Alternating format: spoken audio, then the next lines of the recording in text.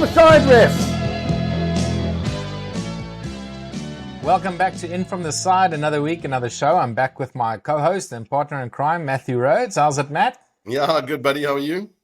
Yeah, lekker, man. How's the weather in Cape Town? 24 degrees, I think, outside, blue skies. We're supposed to be windy today. There's not a breath of wind. Yeah, it was glorious. Went for a walk along the promenade with my boy again after a lack of brunch at Rockpool. It's been glorious. Yeah. Sounds amazing because the weather in Bedford is shit. So Mate, you're not missing anything. I don't know if people can tell, but actually there is a slight color difference in your tan and my tan, if you pick that up. So I'm getting whiter by the day, mate.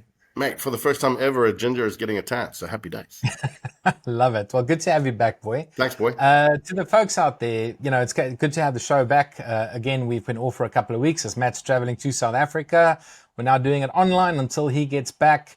But we do want to make the folks out there aware of a little change that we're making because we've seen a bit of growth. We've got some really loyal watchers on the show for over a year now since we started the show. We've decided, drum roll please, we are launching our own dedicated YouTube channel for In From The Side. So from 2026, the show is we're going to continue with the show, but it's no longer going to be on the Real Rugby channel. We're going to have a dedicated In From The Side YouTube channel. The channel is live. So for the folks that enjoy this show every single week, please go and give us a follow and a subscription. Subscribe to the new channel. The link is in the description below. Go and have a look. There's some old videos that I've already uploaded and all the new episodes for the next month or so while we watch the November internationals will be on the Real Rugby channel and also on the In From The Side channel. So we look forward to some big things in 2026, Matt. So exciting stuff on the horizon for us. Yeah, it's been lucky to be a part of the journey and obviously to see the not only the fan base grow, but the channel grow itself. And obviously we want to take this onto its own unique format and forum. So exciting times. It's good. Exciting times. Talking about exciting times, let's talk about some rugby. The first week of the Autumn International Series. Don't know how much of it you watched, mate, but I think I frustrated my wife towards the end because it was just rugby the whole day on Saturday. I watched pretty much everything. I loved it. It was lovely. Like we went to a place, Mojo Market down the road. They've got screens everywhere. They had all the games on. There's a few good places to watch it in Cape Town. You've obviously got Forries in the southern suburbs. You've got Fireman's down the road. Also, just a shout out to Fireman's. If you ever get the chance to go there, go and try their food. It's sensational. And then Mojo Market's got live band playing, and it's like a food hall, and there's just screens everywhere. So, mate, I was spoiled for choice. We were sitting there and we watched pretty much all the rugby. It was lovely. Nice one. So let's start with the first game of the weekend. The Aussies taking on the English at Twickenham. We both called it. We thought it was going to be a closer game, and we said, England at Twickenham is going to be really tough. They always get up, man. But they're sort of going under the radar because you mentioned that Borthwick's been under pressure for some time now, but they've actually strung together 8 wins in a row now. They beat Argentina away from home twice. Yeah, I was surprised. They came so close against us and the All Blacks last year and the Aussies. They could have won 2 of those 3 tests. They're building a really solid side for 2027, and I actually think the scoreline, like I watched that game and the Aussies were hardly in it. I think the scoreline actually flatters Australia. That's how dominant England were. Yeah, I think you're right, mate. And you know what? I was surprised that they've actually got 8 on the trot. They were going through a bit of a spell before. Then their boys got picked for some of their boys got picked for the Lions tour. So again, you watch the Argentinians. There wasn't a lot of focus on those games. They kind of just went under the radar, and this is why I think surprisingly they've got 8 notches on the belt, and they're building something there. Australia were and have been pretty inconsistent over the last few months. We saw that through the Rugby Championship. They had some good wins. They also got dealt a few good losses. And, then they had that game against Japan. And now seeing the scoreline that South Africa, and we'll come to this, but, that South Africa dished out to the Japanese, maybe that was flattering to the Japanese in terms of a scoreline against the Australians the week before, because England came out and just absolutely smashed them. Like they didn't have much of an answer for anything, and they were a bit lackluster. So few of the names I think still stood out. Fraser McWright. He's been solid, consistently, but he's maybe one of the only ones that has been. I think there was a time where you and I were having a show, and we said the only two things right about the Australians is Tom and Fraser McWright. Yeah. Tom Wright, Fraser McWright. So I think, yeah, it was actually quite disappointing. I thought the Australians would get up for it, but in saying that, I thought, as we predicted, England at Twickenham, first game, Autumn Nations Series, they're always formidable. They always want to put on a good show in front of their home crowd, get the Autumn Series underway with a win, and they did it with change in the back pocket. No, they did, and I think that's the frustrating thing about this Australian side. I mean, I look back at the Rugby Championship and I still wonder, hindsight's 2020. They lose by 18 points against England. How the hell did we lose against Australia at Ellis Park by 16 points? I don't get it. It seems like that was a bit of an anomaly. There was a lot of hype around Australia this year. We thought they actually could have won the Lions series. They didn't. And it just felt, they felt like a limp team, like a bunch of limp noodles. I don't know. They didn't pitch. They're inconsistent. I don't know. Everyone was very amped for them going into 2027, but I think they've got more questions than answers out Yeah, of this international season. yeah. I don't think they've come away with the plan that they think or they thought they might be able to achieve. At the beginning of this year, end of last year, end of a very good and successful Autumn Nation series, which surprised a lot of us. We thought that they were going to come steaming into this year, build on that momentum, and then lead into their World Cup next year. And this year is the only thing consistent about Australian rugby this year is their inconsistencies. Yeah, yeah, absolutely. Okay, well, that's the Aussies.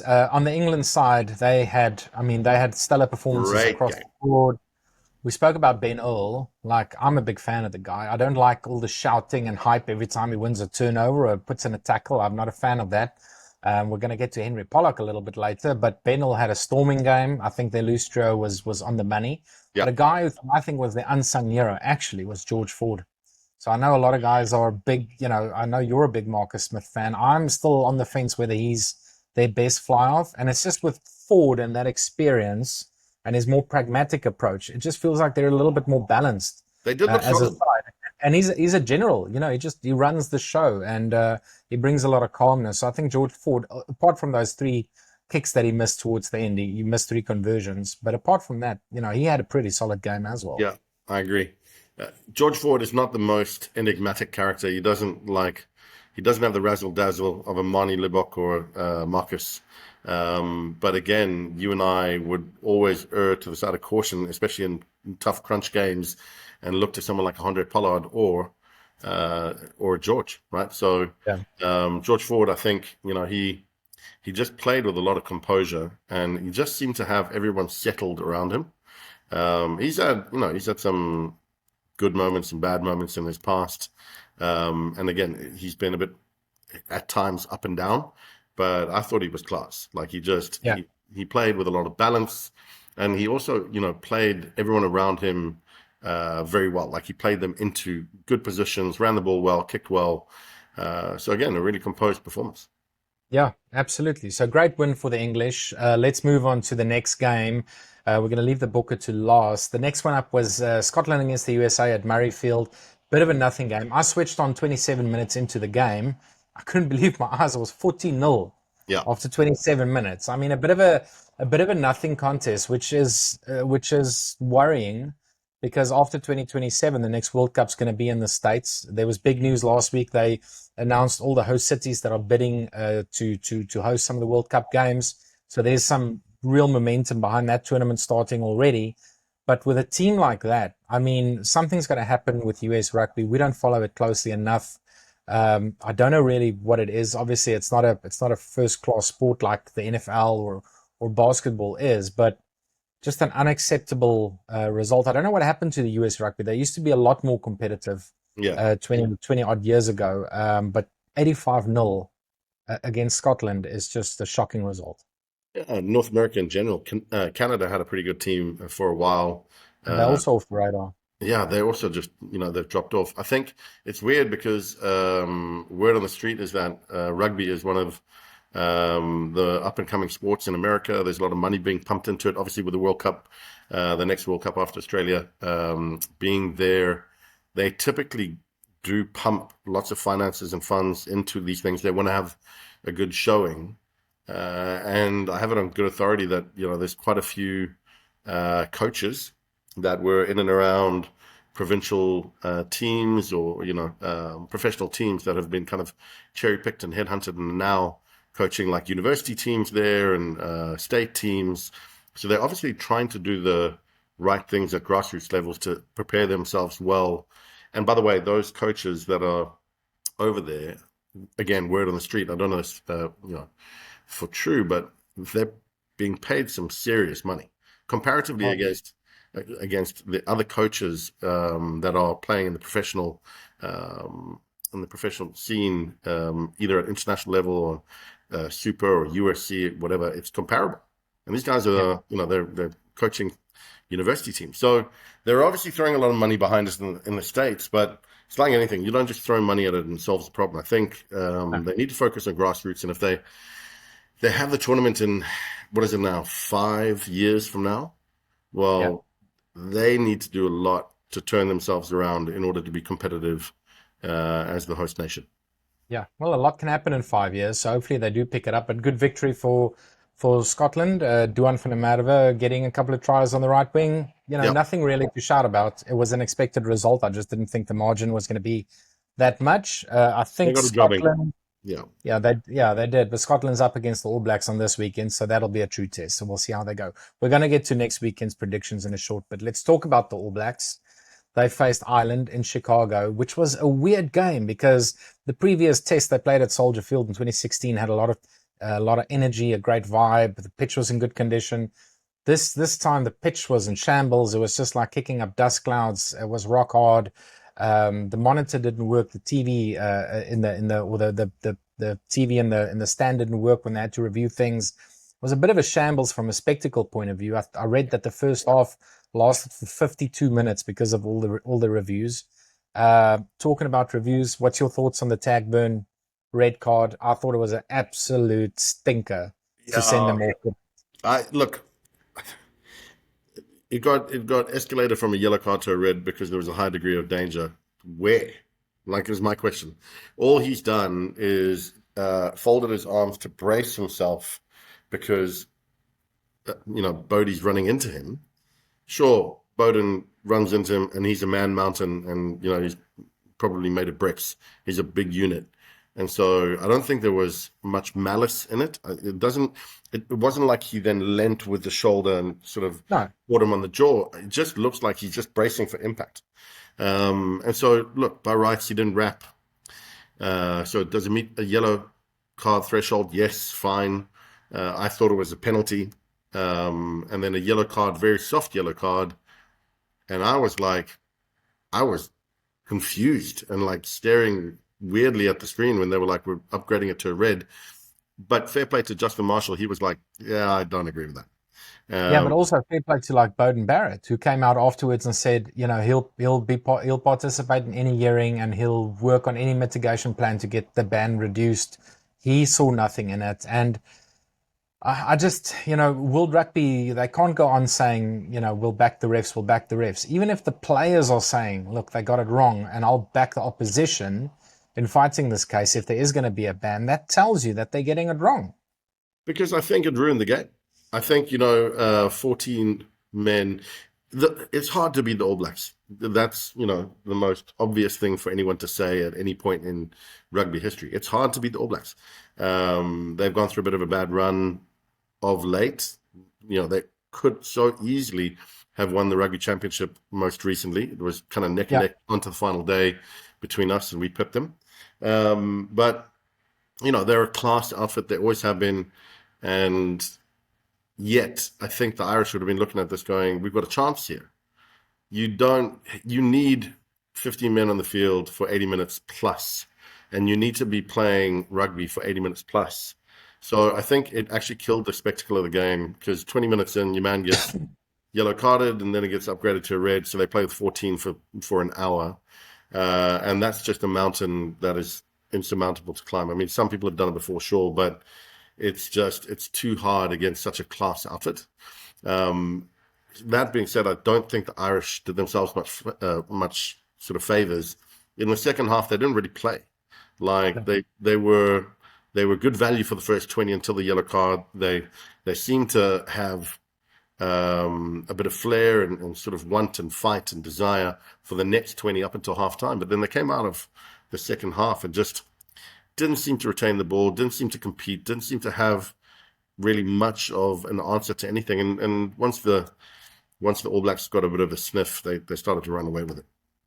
Yeah. And what's interesting is people go on about Ireland being New Zealand's bogey team. Sure, they've beaten them 5 times in the last 10 years, but New Zealand's now 3 on the trot against them, including that quarterfinal in the World Cup. So the last 2 victories against Ireland have been comprehensive, easy wins, 4 tries to 1. You can't really argue with it.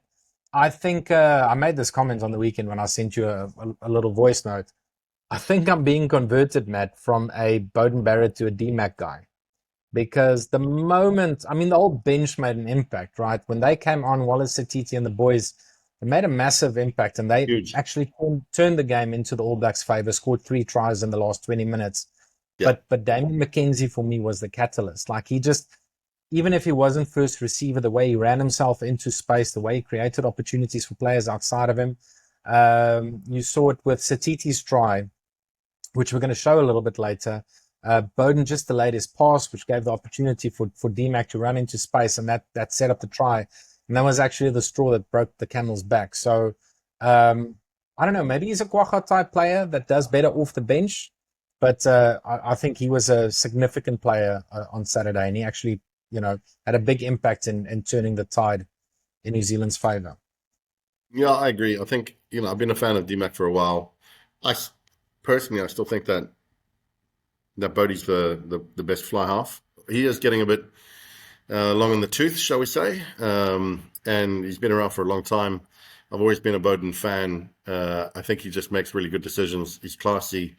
And when the two of them actually on the field together, I think they play well. Personally, I think when DMAC is at 10 and Bodie's at 15, they don't play as well. So I think the combination when Bodie's at 10 and DMAC comes on, they play better together.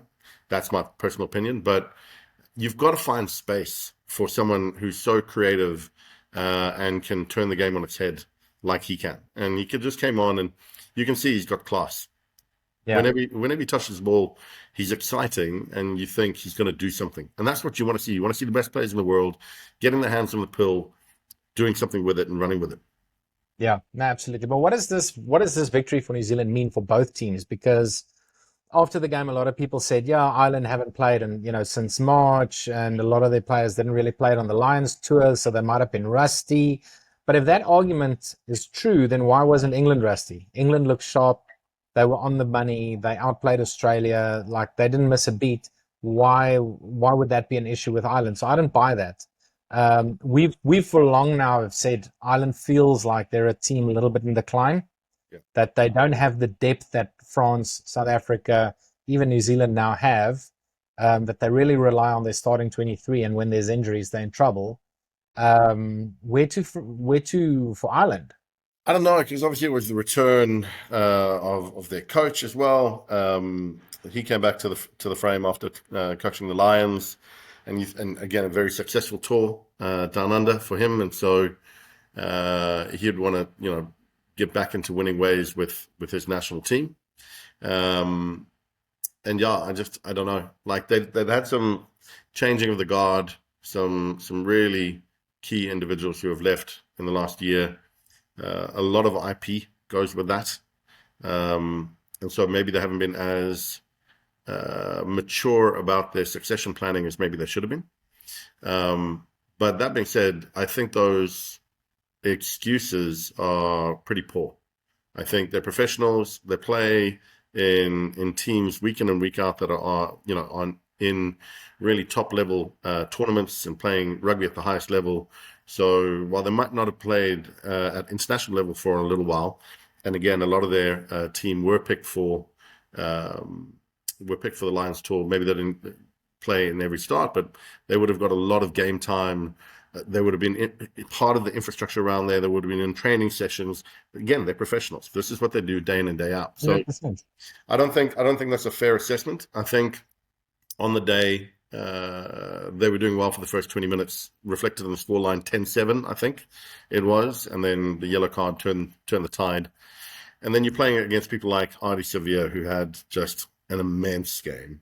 Yeah, it And that was guy huge. is hard as nails, and he's, hard for you guys, or for anyone really, to get a win when there's 15 of you on the field, but when there's 14 and there's a man advantage, and then you're playing against people like that, you really just don't stand much of a chance. So I think they folded and capitulated, and I think it's poor of them to start using excuses like they weren't fit enough.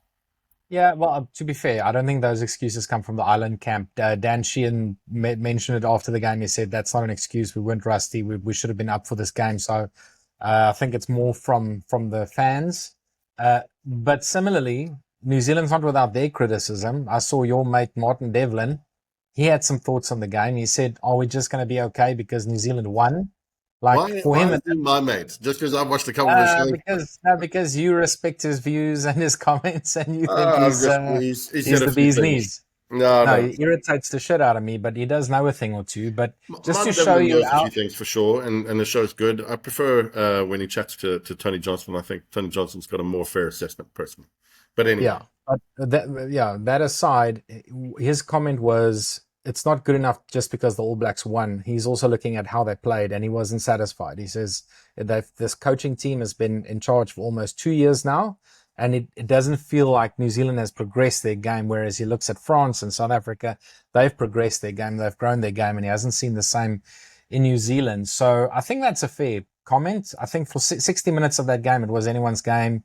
I thought with Bowden at fly-off, actually at times they looked a little bit unstructured and flat on attack. And the moment they brought D-Mac in and the times he got his hands on the ball at first receiver, a lot of space opened up. So maybe there's some question marks around who their starting 15 is, but it seems like there's still a lot of questions in New Zealand around how they play and how they go about, tackling tests. So interesting. Like they beat Ireland, the number 3 team in the world, but still not good enough. they're a nation of people who are they want success, and they want, they've got high standards. Their success that they've had in past years dictates that, you know these need to be met, and as a nation, they're very unforgiving as well. I say that, but obviously they gave Graham Henry a second go at it after he didn't win, and he said he would, and he did it then next. So I think they'll give you the rope that you need, but there's not enough All Black-esque play, I think, of late in the last year or so to warrant the kind of praise that maybe other coaches have got along the way. And so maybe this is the thing, is that people are getting a little frustrated. They took a chance on Razor, even though he had so much success at provincial level and with the Crusaders. It suggested, but he's just not been able to take that same level of success and kind of replicate that on the international stage. No, he hasn't. He's quite an undersung kind of guy. I mean, he doesn't shout from the rooftops, but he does do his breakdancing. So I don't know, is that what people are seeing, this kind of divisive character that people are not getting behind? I don't know. Like, I just know that you watch the shows and you tune into the podcast coming out of New Zealand, and they're not all singing his praises, and they're not all happy chappies. No, we'll see what happens. Again, the World Cup's a long way away, but they do have 4 matches against the Springboks next year. So, the pressure's going to be on him to perform. On that point, we're going to be showing our show and following the boys next year doing that. So we're looking forward to that. That's part of, obviously, us transitioning onto our new platform. It's going to be awesome, and that's, for anyone tuning in, you're definitely going to want to see those videos when we shoot them together while we follow the boys on that tour. Looking forward to it. Talking about the Springboks, let's get to the main event for us as South African fans. Springboks taking on Japan at Wembley. Firstly, shocking crowd. I almost got tickets. I'm so glad I didn't get tickets, because it would have been a bit of a waste of money to go and sit in an empty stand. I don't know why. Originally, when they announced the fixture, it would have been in Brighton, which is a smaller stadium away from London. I think they would have drawn the casual rugby fan to that game. Instead, they hold it at the same time as England against Australia, which is just Weird. down the road at Twickenham. Yeah, There was another big game, the Barbarians taking on the New Zealand 15 somewhere else in London. So three big games, and it just showed there was just zero fans. And again, I don't think Japan is that appealing for folks to be forking out 100 quid to go and watch the Springboks, although we love them so much. And also, yeah. it was raining and it was just a shitty day weather-wise. So, but that aside, great showing by the boys. I saw some of the Japanese players in the lead up to the game saying, "We're going to front up to South Africa physically. We're not going to look for parity. We want to dominate." That didn't happen at Yeah. all. We just blasted them off the field. But just a great all-round performance. What are your thoughts?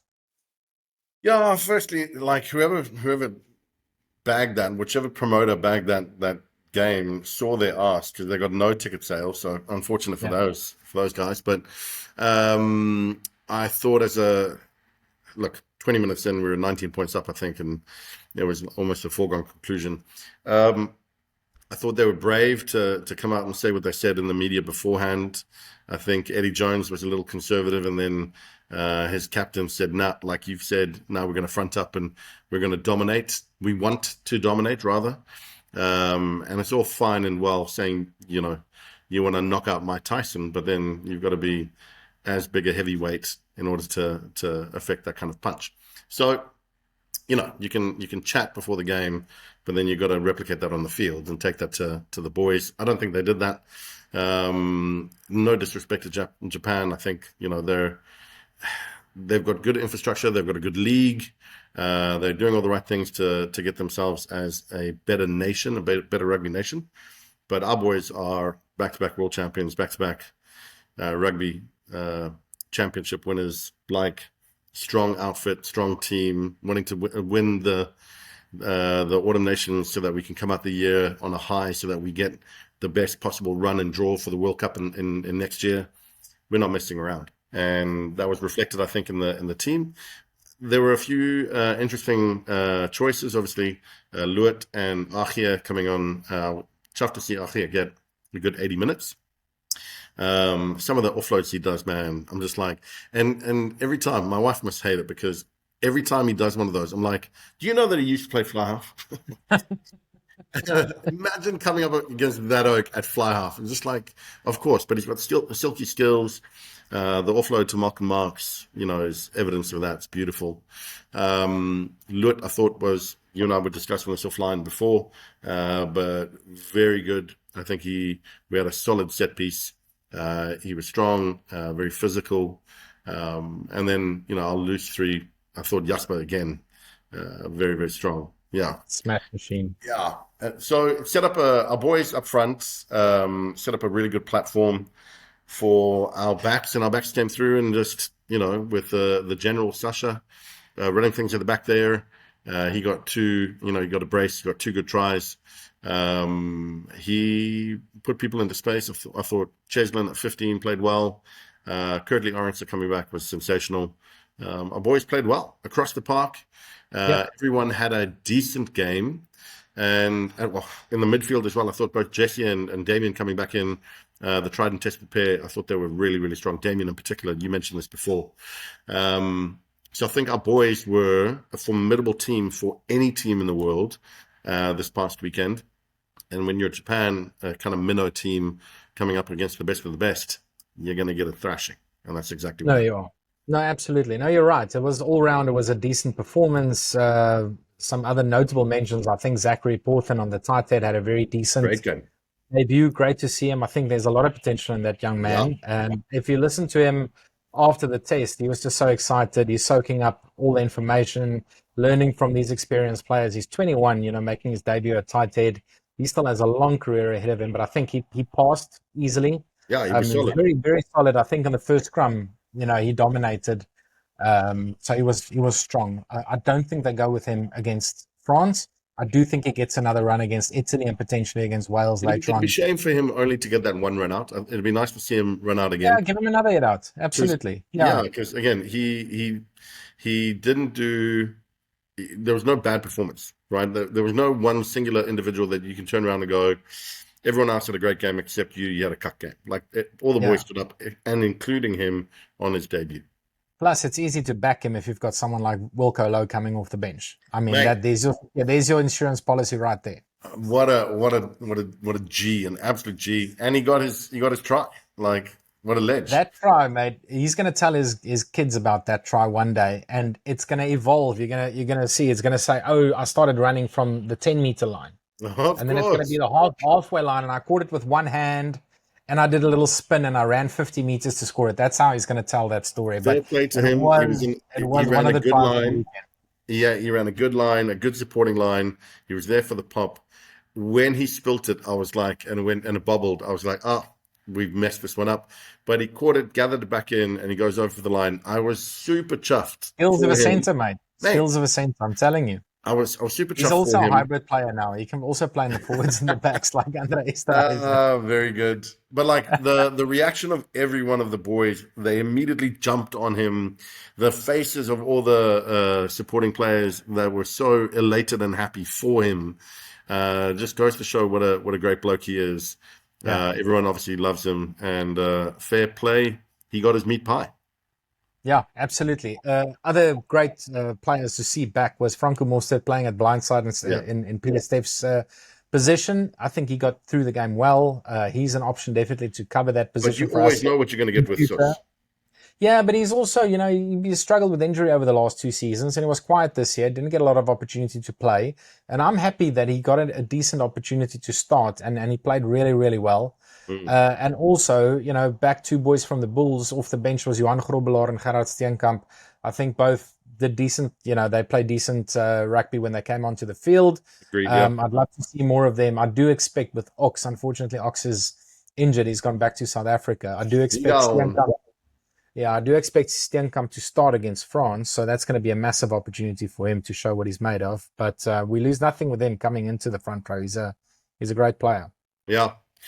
Yeah, I think, like you say, we've got good depth. There's obviously been some contentious losses in the front row, and obviously we've lost Oxen Chair, which is difficult because, he's one of, if not the best in his position. And so, he's a formidable scrummager, and we'll miss him in those really big games like this one coming this weekend against France. But we've got solid depth in South Africa, and with the tree trunk thighs of Wilco Low coming in, it's a tough ask for anyone to come up against him. So, fair play to the boy. Yeah, absolutely. So, great victory for the Springboks. That is our wrap-up of the weekend's rugby, as always. And this feature is back. We did this last year in our show. We looked at all the rugby games played over the weekend, all the international matches, and we picked our top 5 tries of the weekend. Here they are.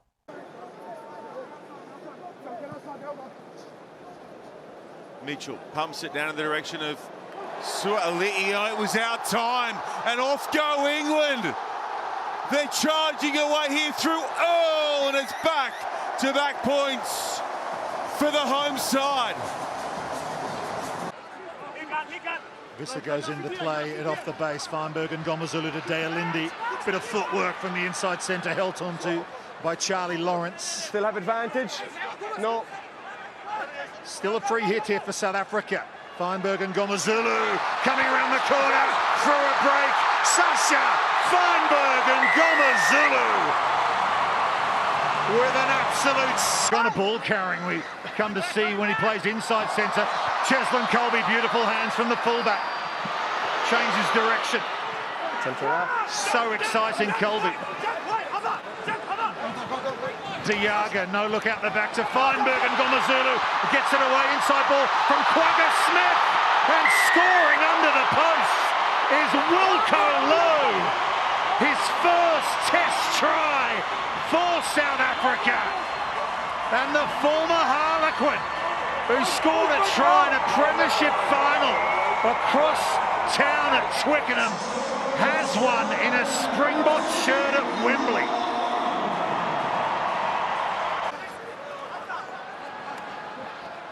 Seung-Sun Lee dinks it over the top, not deep enough. Colby, plenty of time. Here comes Cheslin Colby, he bursts away, up over the halfway line. He's got Marnie Libet with him, but he kicks for Kurtley Arendse. Arendse scoops it up and scores for the Springboks. Josh van der Flair. Let him. And it's there for Roygaard again. Tokiaho on the field now for Cody Taylor. Roygaard works it away for Holland. Now Barrett. McKenzie only just held it. Here goes Tupaia. Ireland scrambling in after it. Don't get it though. Roygaard turns it back. Charged by Lakai up to the 22. Now McKenzie at first receiver. Holland. Still advantage. Slow ball. Now Williams. Barrett evades one. Pops it to McKenzie. Back on the inside for Santidi. What a try. What a try, finally it clicks for the All Blacks. Working hard off penalty advantage. So there you have it. Those are our top 5 tries of the weekend. It's now in no particular order. We're not doing a countdown. Those are just the 5 tries that stood out. We also debated at length around who the MVP of the weekend was. Matt, we looked at Sasha, who played fantastically well. Sasha was a good shot. Yeah. Ardie Savia, as always, for the All Blacks is so consistent. But ultimately, we decided we went with Ben Earl. He's our MVP of the weekend, and I think deservedly so. He got so much front football for England, and that pack just dominated Australia. And taking into account who the opposition was, I think that was a big showing by the big man at number 8. Yeah, look, for me it was hard because I really thought Sasha had, you look at who takes a game by the scruff and makes it their own. His 2 tries against Japan, were sensational. He also put others into space, and so he had a decent shot for it. Ardie Savia, again, he's a man mountain. But when you consider Sasha was playing against Japan and maybe had the freedom and flexibility to kind of exploit open space that maybe wouldn't be there against top opposition. And then Ardie, who is formidable on any given day, coming up against 14 men, is always going to be standout, maybe more so when there's a man advantage. As you say, you look at the opposition, Australia, the big, for the Pommies at least, it's, the big opposition. And, Ben Earl just bossed it. And I think his try, which we've just shown, epitomized that. But I think throughout the entire game, he was immense. Yeah, absolutely. And he could have gone a second try. So congratulations to Ben Earl. Don't celebrate too hard, mate. It's just a useless award on a chat show. Let's look forward to next weekend's game or this weekend's games. Matt, if you thought the lineup this past weekend was big, listen to this. So I'm going to ask you for predictions, Matt. First up on Saturday, Ireland versus Japan in Ireland. Easy win for the Irish. Tough one. I wonder who's going to win this one. No, obviously it's going to be Ireland. And it's going to be, I think Ireland as well will be smarting after losing to the Kiwis. Again, they're very proud of the fact that they've had a few wins against them and they seem to be their banana skin. And so they'll want to right the wrong of the weekend past. And also the fact that, they lost Tad Byrne in the fashion and way that they did. I feel for Japan because they've just taken an absolute thrashing, and Ireland's coming for them next. So it's definitely going to be Ireland. Yeah. Ireland by? We put on, a decent, 50, 60? Yeah. So I'd say, I wouldn't go that far, but I'll say Ireland by 30. Yeah, I said Ireland by 35. Easy win for the Irish. I agree with you.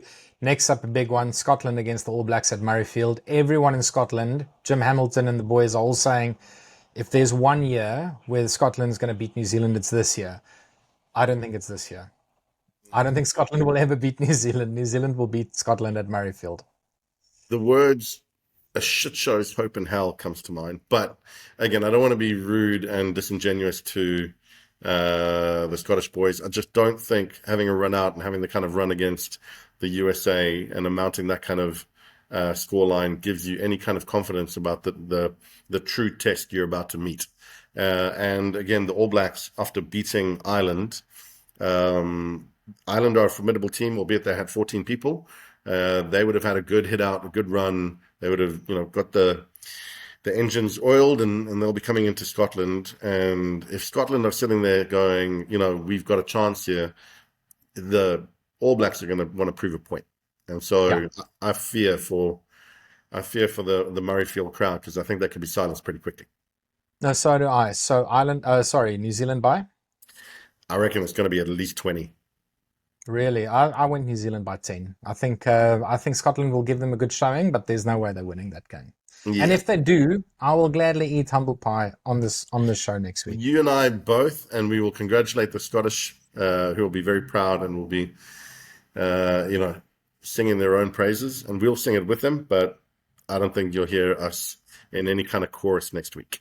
Don't see it happening. Okay, next up, England playing Fiji at Twickenham. Again, Fiji, I think, is one of those sides who they can cause an upset. Yeah.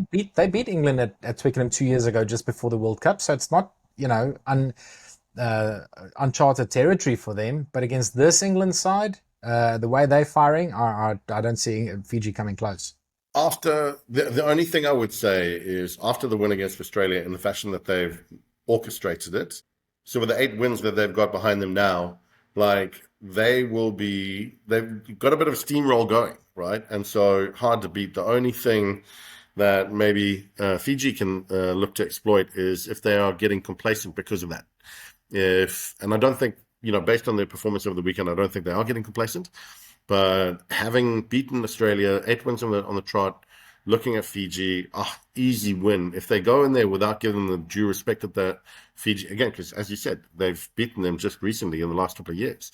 So if they disrespect Fiji and don't give them their fair dues, we could see an upset. I'm not calling that, though. I'm saying it's going to be England to win it, and win it by at least, I'd say, 15. But you never know. It's a strange. I think that's on the money. Yeah, maybe a little bit conservative. I think England by 20, again, if they show them the respect that they deserve. And if Fiji do win, by the way, it'll be by a kick, by a try, a kick. They'll just win it. So, but I think, like I say, I think England are going to be beating them by 15, 20 points. Yeah. No, absolutely. Okay, next game up in Italy. Italy taking on the Aussies. Again, Italy is one of those sides we always think maybe they can upset one of the big dogs. Australia were shit against England, but again, I don't think there's a way that they lose against Italy. Stranger things have happened, though. I'm going to be controversial and call it Italy's way because of the way that they played against. Yeah, because of the way that they played against South Africa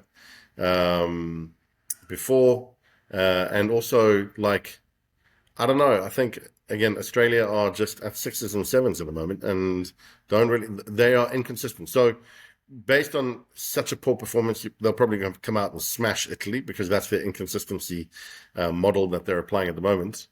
But if there's going to be an upset, I think this is the big one for the weekend. I don't think it's going to be Fiji, but I think Italy might be able to get one over Australia. So that is a big call. Yeah, that is a big call. It'll be huge, eh? It'll be huge if it. Look, I'll be disappointed to be proved otherwise because every other sort of logical. Matt, you froze, bro. Oh, I'm still going here. No, you froze completely. Just go back and said what you said again. When I said it's a big call. Okay. Going for Italy. I'm not unfrozen now though, yeah? Yeah, you're unfrozen. Okay, cool. It's a big call, for sure. But again, and most logical heads would call it the other way, obviously. But I'm not shy about being controversial. So fair play. I'll call it Italy, and if I'm proved otherwise, then the rights have been righted. Yeah. Okay. Now I'm going Australia, but it's going to be close. I think Australia, but between 7 and 10 points. I don't see too much in it just because of the way they're going. They haven't been convincing on this tour. Before we get to the big one on Saturday night, on Sunday, Wales is hosting Argentina in the Principality in Cardiff. Again, you're hoping Wales would be up for it, and you hope that, Rhys Zammit is back, Jack Morgan's going to be in the mix. You're hoping that these boys can pitch up, but again, I can't see them beating Argentina. They just don't have enough class. Argentina, they pushed us close at Twickenham. They beat New Zealand. They beat the Aussies in Australia. they're going to be very difficult to beat. Like Argentina on their day, if they fire, they one of the best sides in the world, and I just cannot see Wales beating them. Contepomi also is too technical. I think he's done wonders with that team. They've got great talent, strong up front, good, good kickers of the ball as well, but good running backs.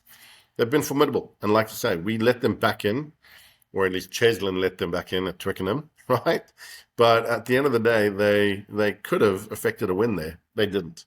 I don't think Wales have got a shit show up in hell. And I don't want to be disrespectful to our Welsh contingent of loyal followers, because there are quite a few. I would love to be proved otherwise, because I love Wales. I love Wales rugby. I think as an institution, it needs to find its feet back to where it was before. And if this is the start of that journey, then great. I just don't see it happening. Yeah, no, neither do I. I think Argentina takes it by at least 10 points. I think it should be a fairly easy day. I hope I'm wrong. I would love for Wales to win, just to see them back to where they need to be in world rugby, but I can't see it happening. Yeah. Big one on Saturday night. Matt, this is the game of the weekend. Springboks taking on France in France. They've got revenge on their minds, mate. I mean, the way... I don't think people realize the impact that quarterfinal loss to the Springboks had on French rugby. I think they're still struggling to recover from it. I'm not even overplaying it. They're going to be out for revenge, 100%. There's a couple of guys injured. I don't know if Ntamak's going to play. I think Jalibert is injured. Dupont's injured. He's not going to play. So there's some key players that's going to be missing from this French outfit. But again, they've got so much depth. They've got their excuses already lined up if they lose, right? I say if they lose. It's going to be, mate, you're right. They've got depth, but it's an absolute humdinger. It's like one of the games of the year, this, right? 100%. 100%. Because of all that bitterness that they feel after that, they're still holding on to all that contempt. So, but it is the natural order of things. We are number one in the world. We are the best team in the world. Everyone wants to beat us. Everyone dislikes us, but we don't care because we're the best. So, like, that's always going to be the thing. We're always going to be the massive target that everyone's going to. And if there's one team in the world right now that maybe has, other than the All Blacks who pushed us close in the rugby championships, but one team that maybe could contend with us based on depth, based on skill set, based on sort of investment in rugby at grassroots and all the way through their country. I mean, it's a passion there as it is for us here. I think it's France, so it's going to be big. It's going to be big. I see because of the injuries in the team, Rusty's only picking his team on Thursday, not on Tuesday. Usually we pick the team on Tuesday, but he's trying to see who's going to be fit. So obviously there's some injury concerns. We'll see which team. But again, we've got so much depth. We know that he's going to put out a world-class team.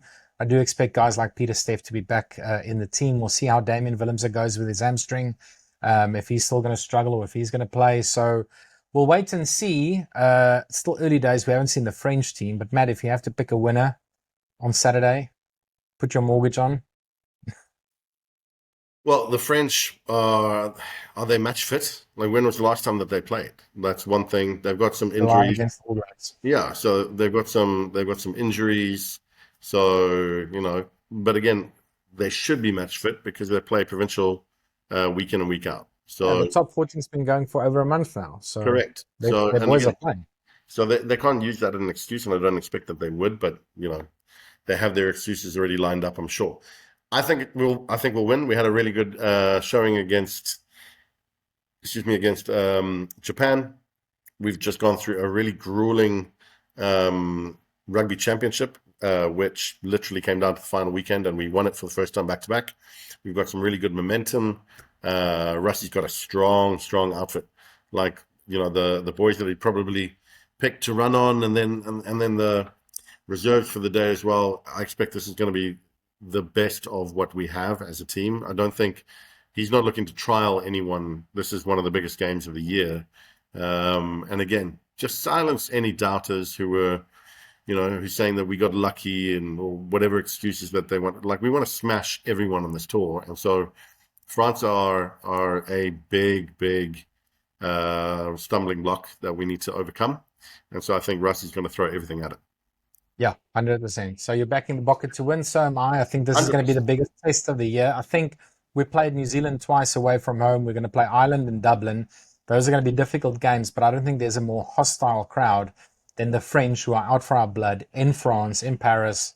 It's the biggest pressure game for us this year. So if we can beat them, we can beat anyone anywhere. So I do pick the Boks. My head and my heart saying the Springboks will have enough. It's going to be very close. One score in it, but I think we're good enough to take the French in France. I think we're going to beat them by 10 plus. Oh, now that is a big call. That's bigger than Italy beating Australia. Yeah. I don't think, I think if we come out early, we get some scoreboard dominance, and then we put the pressure on them and we play in the right half. Because, again, they like to play with a bit of flair and a bit of creativity and to run with the ball. But when they're playing in their own half and we're putting pressure on them and we've got dominance at the breakdown and we're pushing them at scrum and we're being formidable in that sense and putting a really good platform forward for our boys to run onto, again, they're good in transition, but we just need to be conscious of that. And so if we can just play in the right parts of the field, and again, we've got that scoreboard dominance already, and that becomes additional mental pressure. I think, get to 60, 65 minutes, we'll turn 10 into 15 into maybe 20 even. Yeah, we do finish games strong. So let's hope that's the case on the weekend. Thank you, Matt, for your thoughts. We're looking forward to this weekend's rugby. Yeah, Thanks for everyone out there. Thanks to everybody out there in YouTube land who continues to support us and watch the show week in, week out. Remember, we are broadcasting this now on the Real Rugby channel and on the newly created In From the Side channel on YouTube. The link is in the description below. Please be so kind to leave us a subscription, leave your comments on that channel, because in 2026, that's where we're going to host the show. We're looking forward to this weekend's rugby, Matt. We'll chat again 100%. next week. Thanks for your time. And thanks to the folks out there. We'll do this again next week. Cheers. Yes.